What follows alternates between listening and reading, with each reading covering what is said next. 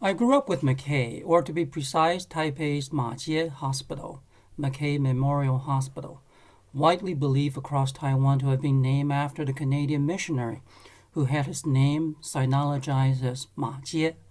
Conceivably, my brothers and I could have been born there, since it was rather close to our Juancun, Victory New Village, one of the housing projects across Taiwan hastily constructed around 1949 to accommodate around 1 million mainland Chinese refugees and their families after the communist takeover. The Majie Hospital is surely equidistant to, if not much closer than, the Tri-Service General Hospital further north at Neihu, where all 4 siblings were born. Given our late father's veteran status and government job, the discount of expenses at the Tri-Service General Hospital for the Navy, Army, and Air Force personnel, as well as veterans and dependents, might be the deciding factor in the economically austere Taiwan of the 50s and 60s, even for a woman whose water might have broken late at night.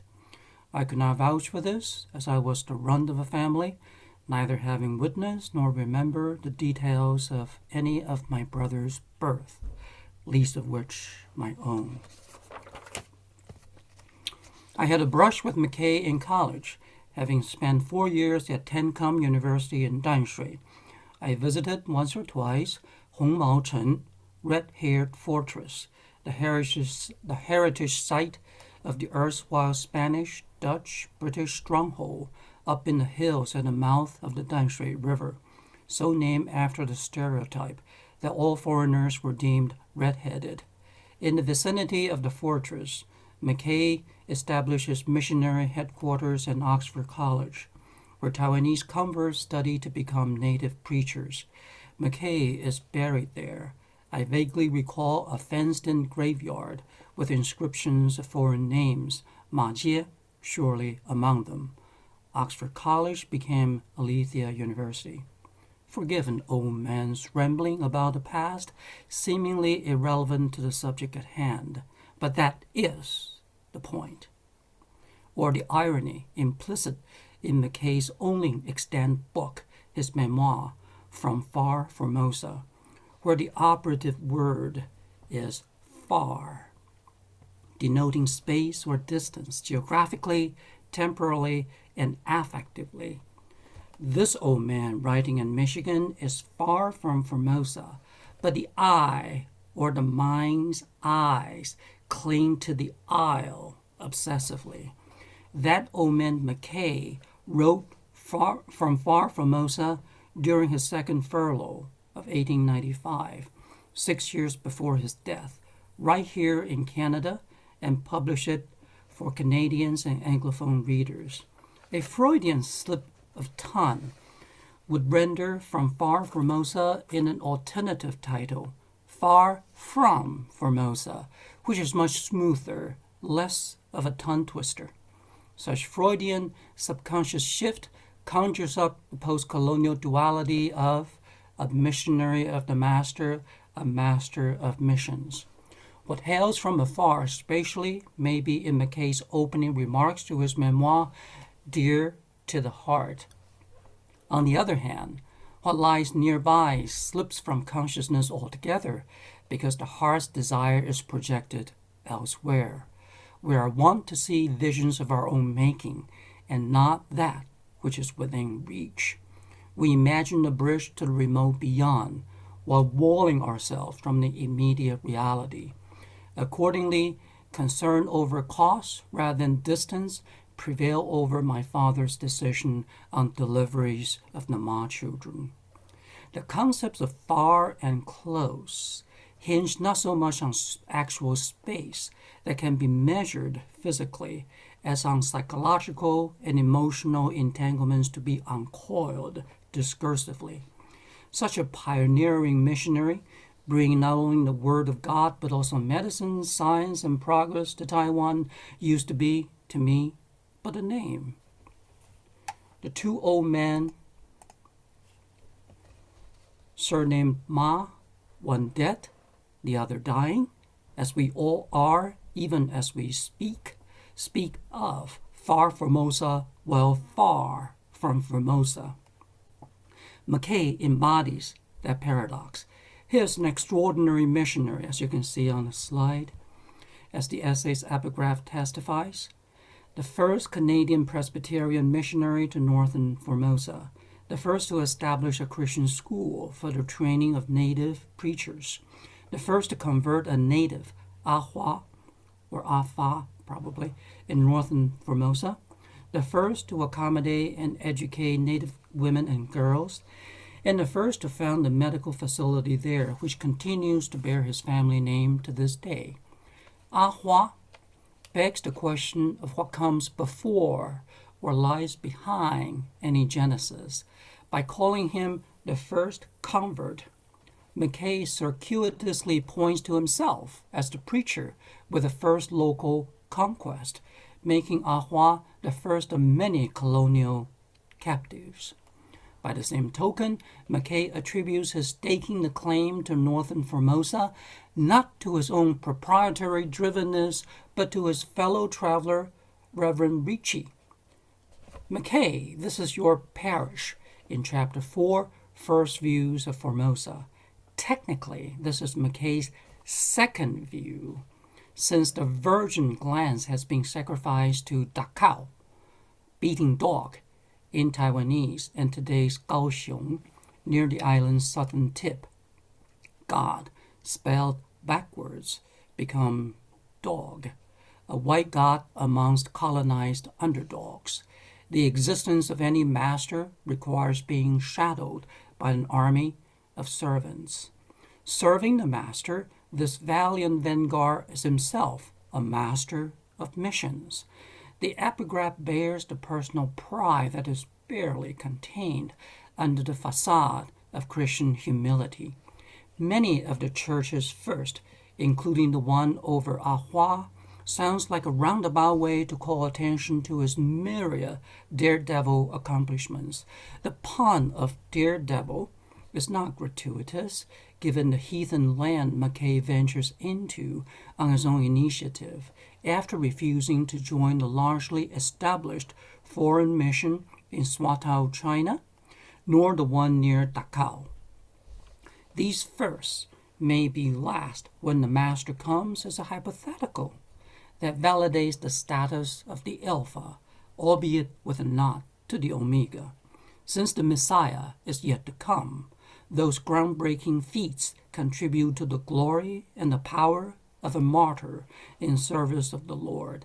Just as the Lord is the Alpha and the Omega in heaven, so is the reprise of the first and the last of MacKay's worldly deeds becoming to a master of missions on earth.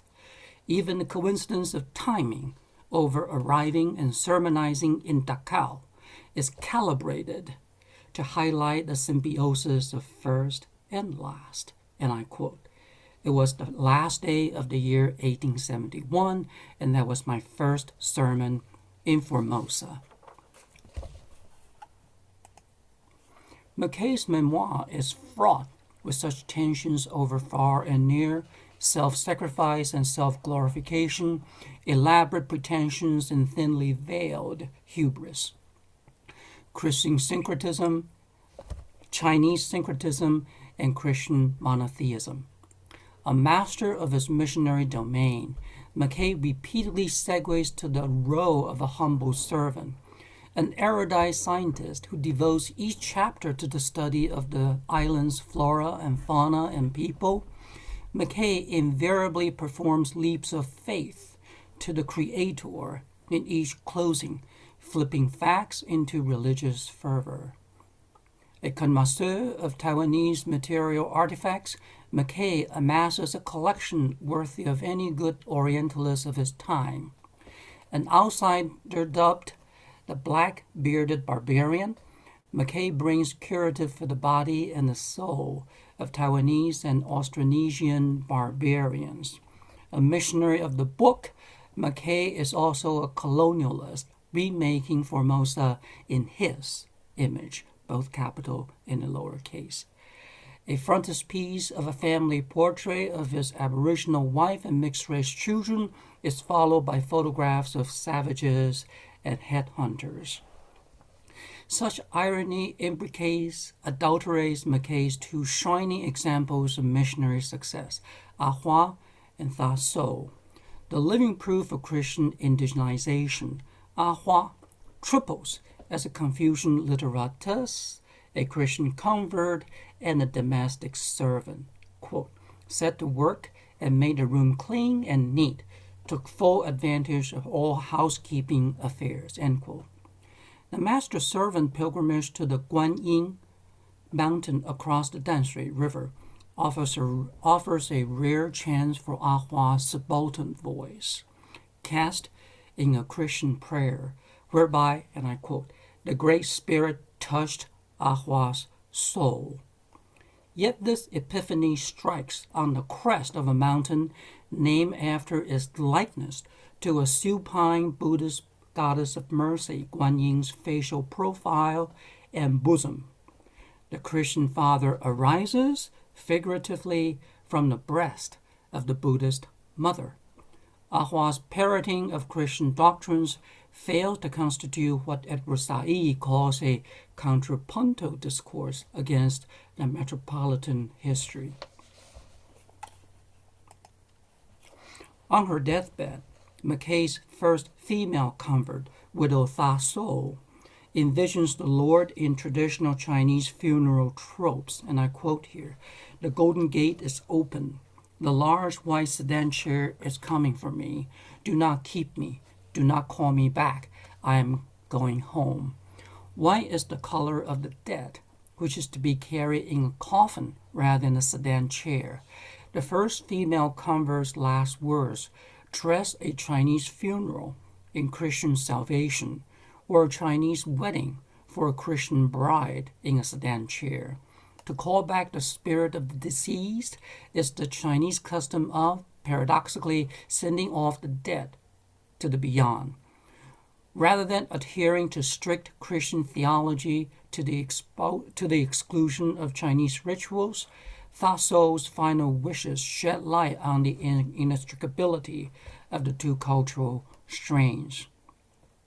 Parsing the textual and contextual conundrum of From Far Formosa, I thus edge closer to the I or isle, long lost, and the man long dead.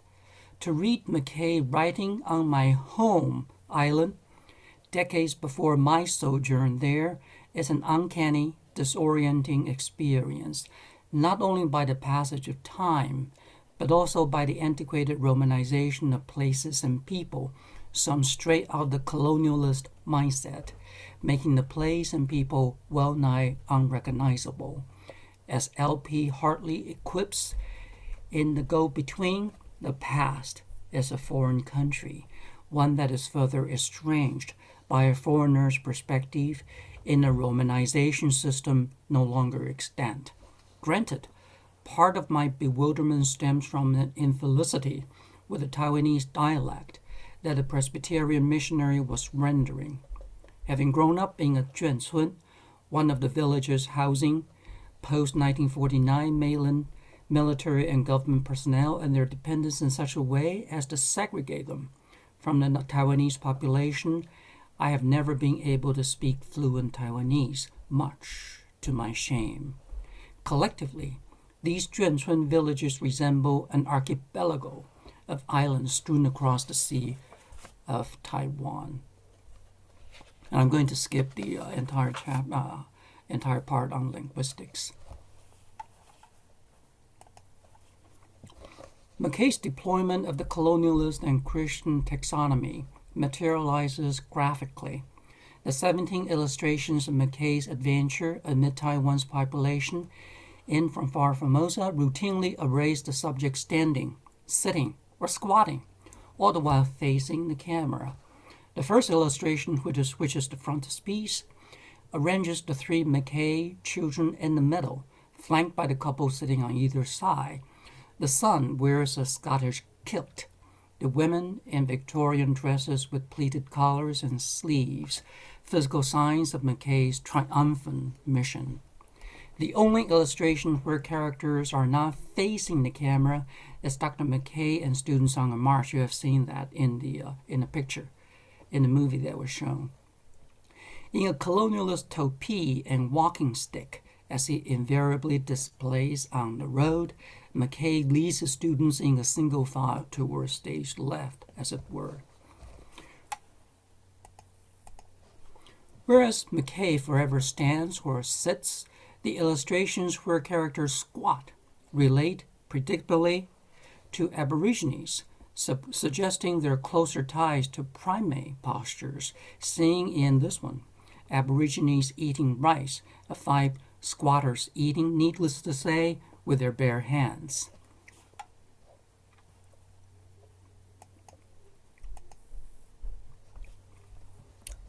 Armed Pepohuan near savage territory, this one that you see on the screen, features characters carrying matchlocks in 2 rows, the front row squatting.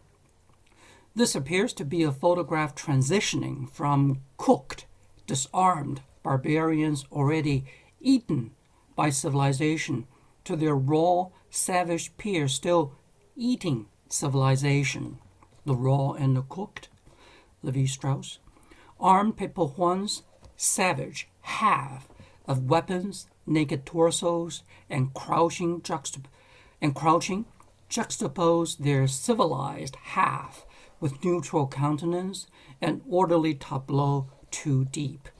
This intermediary snapshot lapses into this one, armed headhunters, the only picture where the photographs strike a menacing stalking pose, ready to pounce with a 3-pronged spear and a spear thrower, supposedly their weapon of choice. Rather than the serious and blank expression of their Pepohuan cousins, one headhunter's face evinces a mocking grin, while the other stares daggers with a twisted sneer into the camera. These illustrations follow closely the memoir's structure of MacKay's bringing the word of God to the heathens, starting from the converts of the MacKay family, where heads and bodies had been anglicized, Christianized, closing with the unconverted headhunters still keen on displacing heads rather than having their own displaced. Nonetheless, these 2 headhunters would model that the 2 hunters would model for the camera, including facial expressions, possibly at the behest of the photographer, spell their eventual fate as the hunted, their devilish grins taxidermized in perpetuity. In a Darwinian evolutionary ladder, Chifan, or raw barbarians, occupies the very bottom as headhunting cannibals, while evoking headhunters to silhouette their superiority. Missionary text paradoxically destabilizes such a hierarchy in their matter-of-fact recollection, even fond memories amidst cannibals. Dealing with the headhunters in his memoir, MacKay exhibits extraordinary open-mindedness, admitting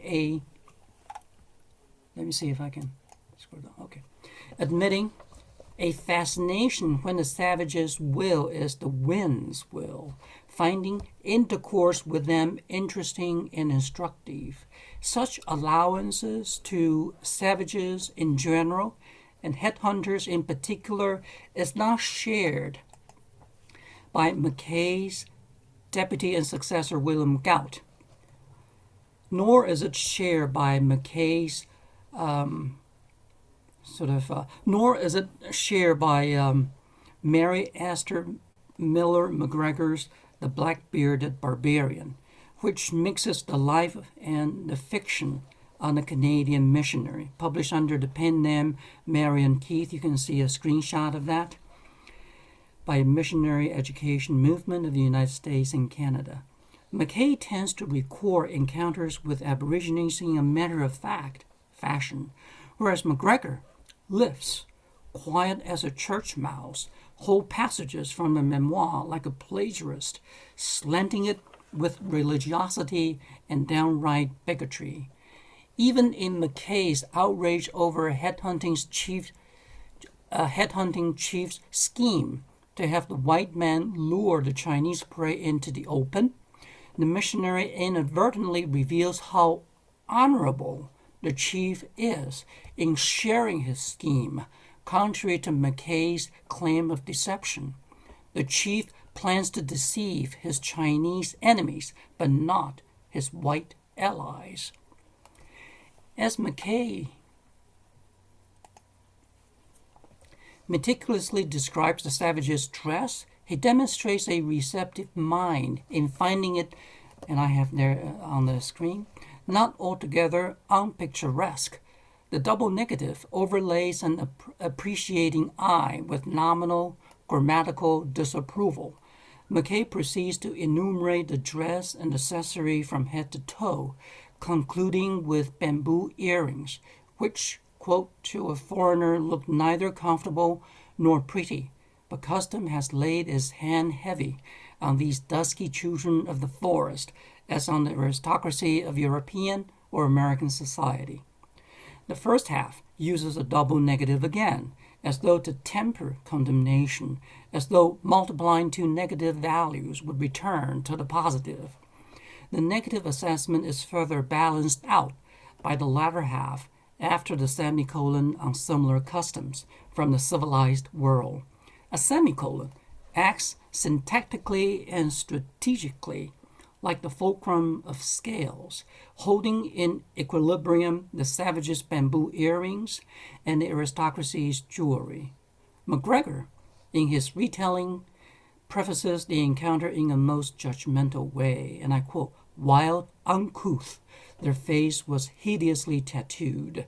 This does not come as a surprise when she, contrary to MacKay, has consistently deployed racist stereotypes, including a slant-eyed Danshui proprietor and Yokohama rickshaws like overgrown baby carriages, each containing a big grown-up human baby. The bodily disfigurement and diminution inherent in Orientalism. MacGregor's slurs remind one of Clare Hodgett Bishop's The Five Chinese Brothers. So just to note, 10 minutes left. Okay. 10 minutes? I'll give you an early warning, 10 minutes. So okay, great, thank you. We all panic when we hear 5 minutes. So I'm going to panic twice when you give me the 5-minute warning. Who all look alike. With a stroke of MacGregor's pen, the natural and recyclable earrings degenerate into ugly-looking things made of bamboo sticks. MacGregor's distaste reaches a fever pitch over headhunting. MacKay, on the other hand, mitigates the practice with a sense of wry humor and some witty turn of phrase, as the Chinese are usually careful about their heads. MacKay's ascent of Mount Sylvia is likewise aborted because the chief had been interviewing the birds, which evidently counseled against the expedition. Even the natural corollary of headhunting is narrated without passing judgment, and I quote again, "Only rarely is the head boiled and the flesh eaten, but it is common enough to boil the brain to a jelly and eat it with vengeful relish," end quote. Compared to the amazing tolerance for Aborigines, MacKay reserved his wrath for mercantile Chinese settlers of Bangka, Mengjia, Wanhua, an erstwhile Danshui River port and business center. In chapter 17, and I quote, "For hatred to foreigners, for pride, swaggering ignorance and conceit, for superstition, sensual, haughty, double-faced wickedness, Bangka takes the palm. But remember, O haughty city, even these eyes will yet see thee humbled in the dust." A quotation from his journal entry of 1875 on first impressions of Bangka. MacKay may have let slip his true feelings as he piles on vices. One wonders to what extent self-censorship and Reverend J.A. MacDonald's editing had contributed to the overall whitewashing of such gut feelings.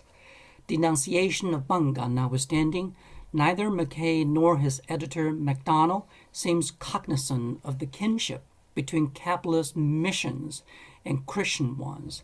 As John King Fairbank notes in introduction, the place of Protestant writing in China's cultural history, and I quote, "To be sure, missionaries' aggressiveness was shared by the merchants seeking profits and by the Western officials seeking to open China." End quote. The insight is echoed by Arthur Schlesinger Jr. in The Missionary Enterprise and Theories of Imperialism, and I quote again, "Ironically, though the evangelical compulsion was one of the first and strongest motives in the expansion of the West, the classical theories of imperialism have generally ignored the missionaries." The alleged Bangga wickedness catalogued in the diary entry culminates in a rarely used vernacular expression, "take the palm," which sounds like "take the prize" to this non-native speaker. To wet cinematography with crucifixion, the extreme close-up on the palm calls up the 30 pieces of silver palmed by Judas, while the haughty city harks back to the sin city, Sodom. The biblical association shows the depth of betrayal to which these money-grubbing, idol-worshipping heathens had sunken. The narrative neither justifies the switch to the archaic "thee" and other biblical passages to mark the rise through the grace of God. Discursively, the fall and rise, crucifixion and resurrection is the very pattern of the memoir itself follows. From the valley of the shadow of death, inhabited by headhunters, to the last part at headquarters on Oxford College, Girls' School, and MacKay Hospital. Let me skip quite a bit for the sake of time. A larger translingual and cross-cultural transformation varies analysis. The Canadian Presbyterian Church of Mackays hails from the Scottish Highlands. MacKay himself was a child of Scottish immigrants, parents, eking out a living in Sutherland, Scotland first, and then in Ontario, Canada. Part of Protestantism split from Roman Catholicism, the Presbyterian Church identifies closely with the common folk, including Taiwanese parishioners in the case of MacKay. Given that root of Presbyterian comes from the Greek word presbys, for old man, the church had been sinologized as 长老会, the congregation of elders, devoted to serving the Taiwanese population. To reach the populace, missionaries like MacKay adopted the Taiwanese dialect rather than Mandarin, the language of northern China and the Qing dynasty ruling elite, and of course, the Catholic Church. Now you have 5 minutes. Okay. When Chiang Kai-shek and the nationalists fled from China to Taiwan in 1949, the official language was and continues to be Mandarin, discriminating against Taiwanese speakers. The Presbyterian Church has gravitated to disenfranchised Taiwanese, reminiscent of their Scottish ancestors vis-a-vis the foreign rulers from London. Throughout Taiwan's political struggles against the Nationalist Party, 长老会, or the Congregation of Elders, the Presbyterians, has steadfastly stood with the dissidents to the extent of harboring fugitives in the wake of the 1979 Formosa incident and becoming synonymous with Taiwan's independence movement, one that champions the island as a separate political entity from China. A declaration of human rights by the Presbyterian Church on August 16, 1977, for instance, closes with a manifesto, and I quote, "We urge our government to face reality and take effective measure whereby Taiwan may become a new and independent country," end quote. The congregation's unabashed politicization is one that MacKay would not have dreamed of. Having navigated as a neutral, non-aligned, even apolitical party during his tenure from 1871 to 1902, 1801 under the Qing dynasty and the Japanese colonization. How to connect Taiwan and Canada thousands of miles apart over the span of a century. On one side, English language publications on Mackay abound at the turn of the last century by Mackay and others associated with Canadian missions. A century later, in the aughts of the new millennium, Taiwan underwent a Mackay rage of sorts as part of a root searching beyond the nationalist hegemony. The Taiwan-centric Democratic Progressive Party, DPP, elected to the presidency and other official posts since 2000, championed the construction of a local nativist identity. This leads to an exploration of that which is of a non-mainland Chinese provenance, such as the cultural heritage of Japanese colonization, as well as historical figures from elsewhere. The story of George Leslie MacKay coincides with the millennial Taiwanese identity formation. I'm probably very close to the end, so let me just skip to the very end. So you can see here one of the indigenization of Mackay, which is a goahi of male impersonation. You can see a female impersonating George Leslie MacKay with beards and all that, and seeing, of course, in Taiwanese, not in Mandarin. So let me just skip to my very end. There are as many George Leslie MacKays as there are storytellers of Mackay. Even the memoirist himself is not above a bit of strutting and showing off. Beyond a factual chronicle, Mackay flaunts repeatedly his local nickname, the Black-bearded barbarian, wearing like a badge of honor the double slander of a savage and a hirsute one at that, uncommon among Chinese, with sparse facial and body hair. Only one with inviolable self-confidence, even a sense of superiority on a civilizing mission, would blithely adopt this insult of a name. The game of Taiwan Whisper, not Chinese Whisper, Taiwan Whisper, started by the black-bearded barbarian, is then passed on to MacGregor, the fiction writer, and to the Goahi cross-dresser, among others. Each reiteration of the historical figure integrates the storyteller's own tale. The meeting of the two Ma's herein is no different, Ma Jie and Ma Sheng-mei, reincarnations of George Leslie MacKay from North America and Sheng-mei Ma in North America, each selfhood schizophrenically split by the Great Water. The former as a Canadian missionary gone to Taiwan to teach, one fondly nicknamed Kai Boksu or Dr. Kai. The latter as a Taiwanese immigrant coming to America to study, a Makboksu in Taiwanese, a pun on Dr. Ma and horse doctor, since Ma signifies both a family surname and a species called horse. Between humans and animals, the colonizer and the colonized, Christians and pagans, the native host and the welcome or unwelcomed guest, the quest to only connect, in Ian Foster's words from Howard's End, continues unabated, which means they are yet to connect. Thank you.